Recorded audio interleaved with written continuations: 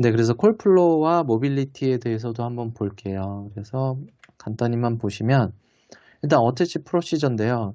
LTE와 뭐 유사합니다. 그래서 처음에 그 CMI들에서 당연히 RRC 여기에서 뭐 SSB를 통해서 싱크 맞추고 레치 거치고 뭐 이러는데 레치에서 3, 4번에 해당되는 메시지 3번에 같이 내려가는 거고 메시지 4번 이렇게 내려가죠. 이게 메시지 5번이 되는 거죠. 그래서 RSC 셋업 리퀘스트를 메시지 3번에서 같이 요청을 하게 되면 레치 과정 중에 이렇게 요청하게 되면 RSC 셋업이 내려오게 되고 컴플릿이 하게 되면 이제 메시지 5번 과정이 거치는 거죠.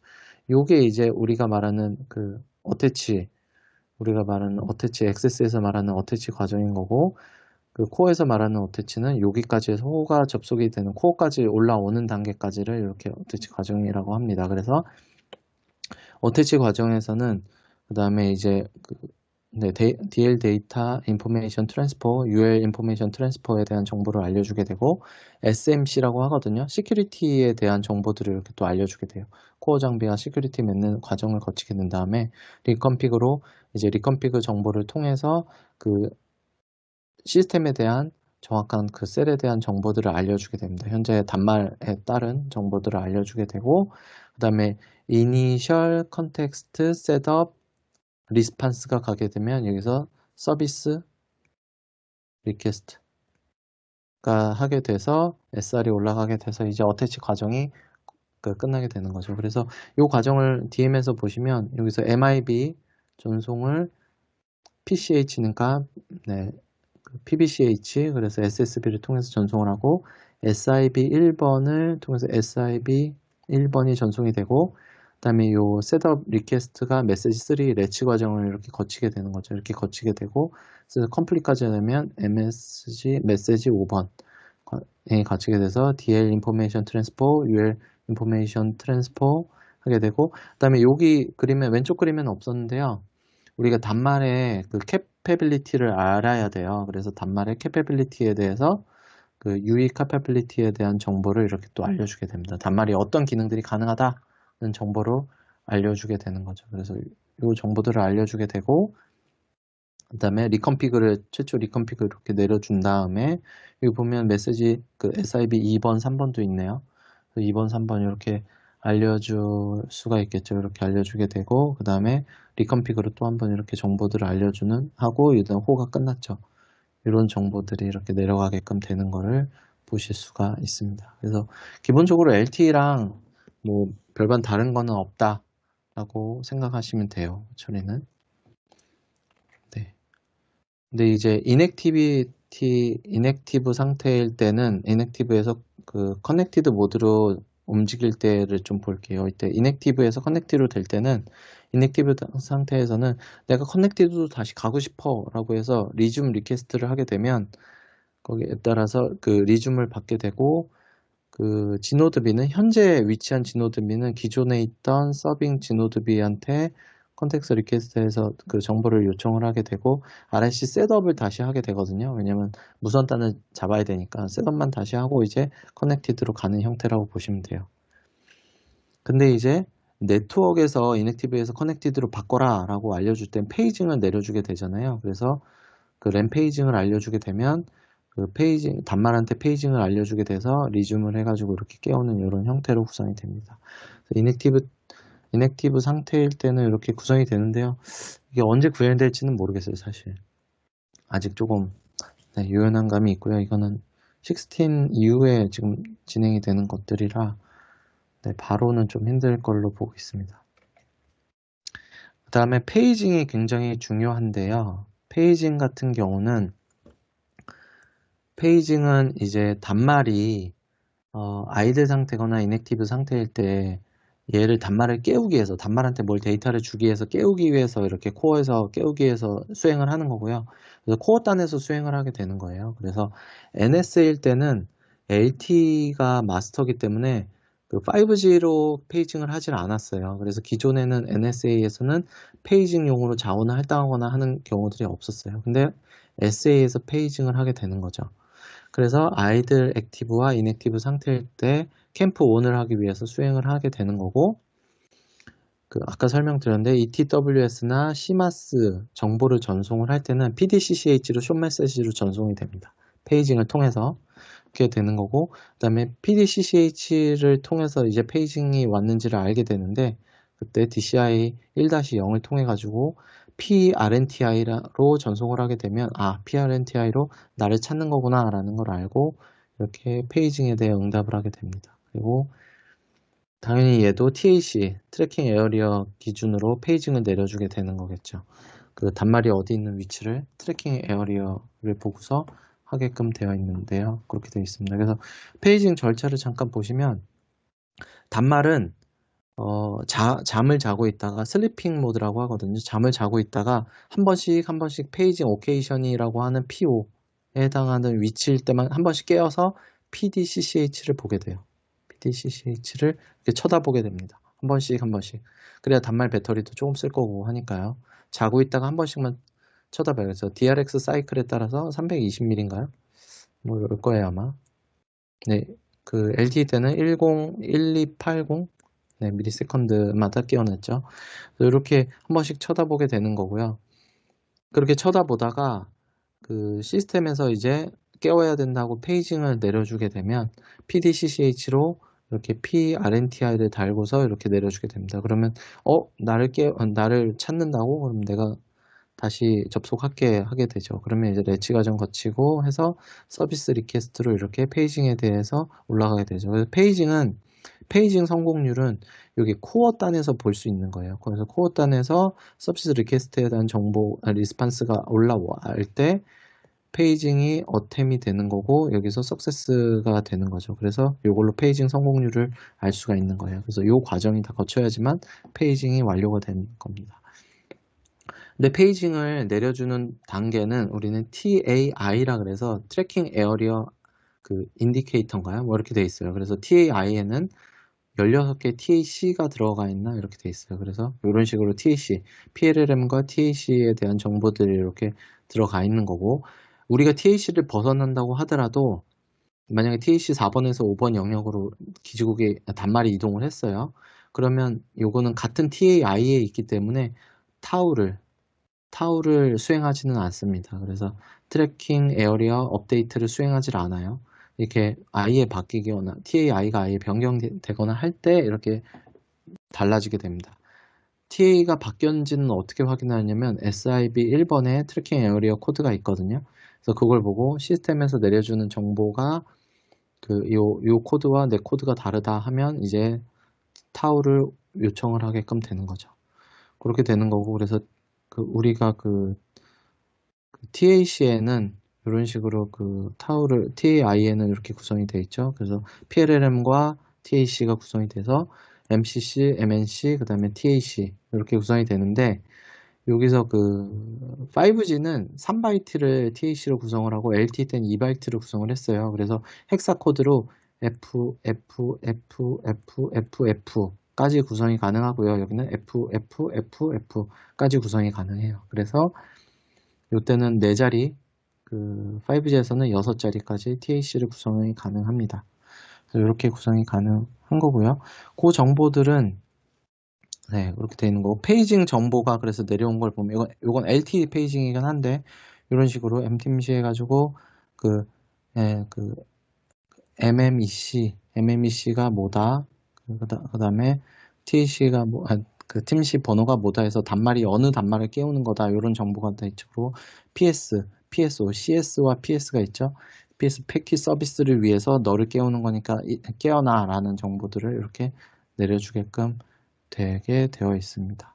이런 식으로 페이징은 구성이 되어 있다는 거 알고 계시면 될 것 같아요. 모빌리티가 좀 중요한데 일단 아이들 상태에서는 셀렉션이나 리셀렉션을 하게 돼요.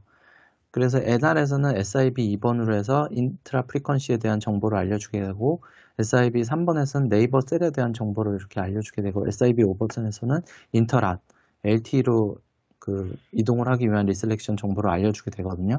근데 LTE에서는 번호가 좀 바뀌었어요. LTE에서는 요 똑같이 해당되는 애가 SIB 3번이 인트라 프리퀀시를 알려주고, SIB 5번이 인터 프리퀀시, SIB 6번이 인터랏 정보를 알려주게 되죠. 그래서 SIB가 몇 번이냐에 따라서 조금 달라지게 됐어요. 그래서 그런 거 좀 알고 계시면 좋을 것 같습니다. 그래서 모빌리티를 보면 이건 FR1이라고 할게요. FR2라고 해도 상관은 없는데, 네. 일단 커넥티드 상태에서는 핸드오프인 거잖아요. 핸드오프를 할 때, 우리가 이동을 할 때 어떻게 커넥티드 상태일 때 이동을 하냐면, 첫 번째 NR에서는 LTE로 이동을 하기 위해서, 만약에 여기 N26이 안 되어 있거나, 없거나, 아니면 핸드오프이 제공이 되지 않는다고 할 때는, 리다이렉션 과정을 통해서 LTE로 이동을 합니다. 그래서 EPS 폴백이라고도 하는데, 리다이렉션을 통해서 이동을 한다는 거는, 여기서 한번 끊는 거예요. 5G를 끊고 넘어가서 다시 연결하는 구성이라고 보시면 돼요. 그래서 이건 핸드오프는 아니에요. 리다이렉션. 다시 접속을 하는 거예요. 다이얼을 다시 돌리는 거죠. 그래서 다시 접속을 하는 거예요. 그래서 이때는 끊고 다시 넘어가는 형태라고 보시면 되고요. 그래서 NR에서 이동을 할 때는 인트라 지노드비 핸드오프이 있을 수 있고 인터 지노드비 핸드오프. 인트라는 지노드비 안에서 지노드비가 하나일 때 하나 안에서 이동하는 경우가 되는 거고 인터 지노드비는 지노드비가 다른 애들끼리 이동을 하게 되는 건데요. 그때는 보면 XN 핸드오프 있고 XN2 핸드오프 있어요. XN은 뭐 기존의 X2 핸드오프라고 보시면 되고 SN은 S1 핸드오프라고 보시면 돼요. 기존에.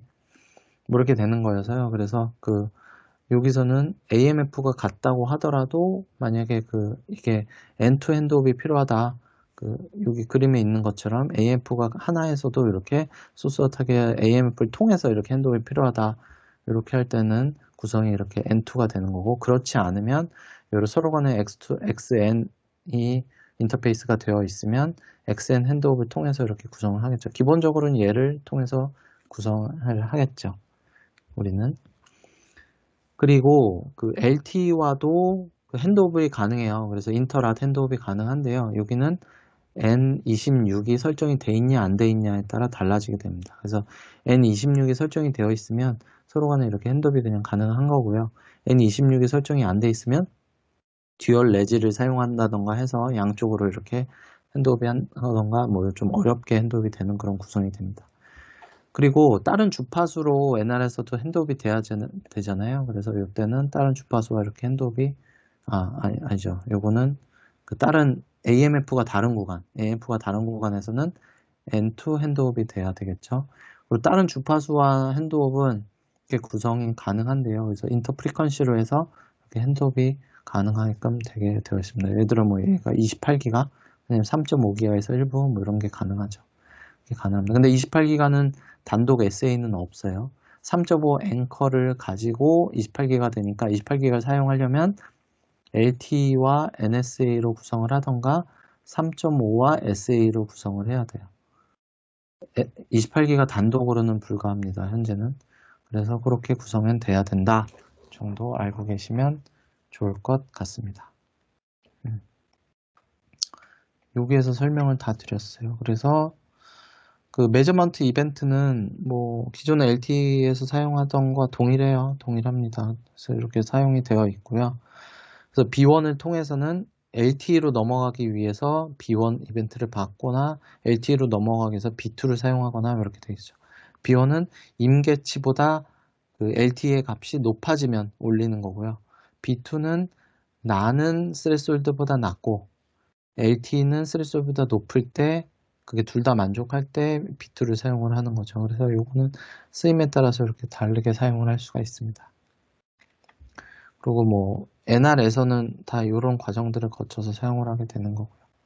근데 기본적으로 A2가 터져서 나보다 다른 값들이 좋아, 나보다 다른 값들이 좋으니까 다른 데로 넘어갈 수 있어라는 건 A2를 먼저 통해서 그 다음에 이렇게 넘어갈 수 있겠죠. 프리퀀시 핸드오프는 이렇게 넘어갈 수 있게 되는 거겠죠. 근데 단말에 따라서 A2 없이도 매저갭 없이도 사용이 가능한 애들이 있기 때문에 그때는 매저갭 없이 바로 이렇게 핸드오프도 가능합니다.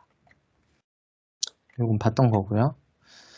그래서 만약에 IMS 볼테 서비스를 하기 위해서는 EPS 폴백을 해야 되거든요. 볼테니까 LTE 망에서 해야 돼요. 그래서 우리는 IMS에 대해서 5G도 IMS 베어러가 연결이 되고 셋업이 되어 있는 상태이거든요. 단지 음성만 이걸로 설정이 안 되니까 그래서 리젝 처리를 합니다. 리젝 처리를 하게 되고 걔로 이제 LTE로 리다렉션을 해서 LTE에서 서비스를 하는 그런 형태가 된다고 보시면 돼요. 그래서 얘도 당연히 5QI 1번을 사용하고요. LTE는 이걸 QCI라고 불렀죠. 근데 NR에서는 5QI 1번으로 이렇게 사용을 하게 됩니다. 그래서 볼 때는 이렇게 사용이 되죠. 그래서 리다이렉션 메시지에서는 CN 타입이 EPC 이렇게 해서 그 다음에 어떤 주파수로 갈지를 이렇게 알려줘서 하게 되죠. 그걸 좀 보시면 SA 컴피그에서 LTE에 대한 주파수에 대한 설정이 되어 있고 B1을 통해서 LTE로 넘어가라 이런 메시지를 미리 컴피그 메시지를 알려주게 되고 SA에서 MR을 올려주게 됩니다. 그래서 MR에 봤더니 이웃트란 LTE에 지금 신호가 마이너스 94야 뭐 이렇게 되겠죠. 그렇게 되게 되면 이제 RRC 릴리즈에서 그 메시지에 그 LTE에 해당되는 주파수를 찍어주고 그 다음에 CN 타입이 EPC 코어가 EPC 코어다. LTE 코어니까 이렇게 알고 있고 그렇게 넘어가라 라고 알려주게 됩니다. 그러면 이제 LTE로 넘어가서 타우를 하게 되고 LTE에서 이렇게 쭉 다시 홀셋업을 하는 과정을 거치게 이렇게 되게 되어 있습니다. 그 다음에 반대로도 가능하겠죠. LTE에서 리다이렉션으로 NR로도 올려줄 수가 있겠죠. 그래서 얘도 똑같이 뭐 B1이나 B2를 사용해 가지고 MR을 거쳐서 리다이렉션으로 하게 되는 거죠. 그러면 그 릴리즈 메시지에 NR 5G가 돼 있고 NR의 주파수가 이렇게 설정이 돼 있고 그 다음에 주파수가 설정이 돼 있어서 이렇게 어디로 넘어가라 라는 거를 알려주게끔 이렇게 구성이 되어 있습니다. 이걸 보고 이제 NR로 이렇게 넘길 수가 있게 되겠죠. 그래서 N25가 있을 때 그 5G에서 LTE로 핸드오프는 AMF에서 MME로 리로케이션 그 리퀘스트를 하게 돼요. 그래서 이쪽으로 넘어갈게 요청을 하게 되면 뭐 그 과정에서 이제 데이터 포워딩 하게 되고 뭐 쭉 과정을 거쳐서 넘어가게 되고 그래서 타우 하게 되고 이렇게 넘어가게 됩니다. 이런 정도 일단은 이것도 규격에 있는 자료를 가져온 건데요. 일단 이 정도 그냥만 우선은 알고 계시고 세부적인 거는 뭐 나중에 또 공부할 일이 있겠죠. 이렇게 구성이 됩니다. 그리고 EPC에서도 5G로 넘어갈 때는 forward relocation 리퀘스트가 이렇게 이루어져서 그 LTE에서 MME죠. MME에서 이제 AMF를 이렇게 요청을 하게끔 되겠죠. 그래서 그런 과정들을 거쳐서 이때 5G로 넘어갈 수 있게 이렇게 구성이 되어 있습니다. XN 핸드오브는 네, 뭐 이것도 보시면 될 것 같아요. 뭐 지금 다 이거를 보시기는 그렇고 이런 과정을 거친다. 그래서 N2 패스 스위치, N3 엔드 마크 뭐 이런 식으로 해서 구성을 한다는 거.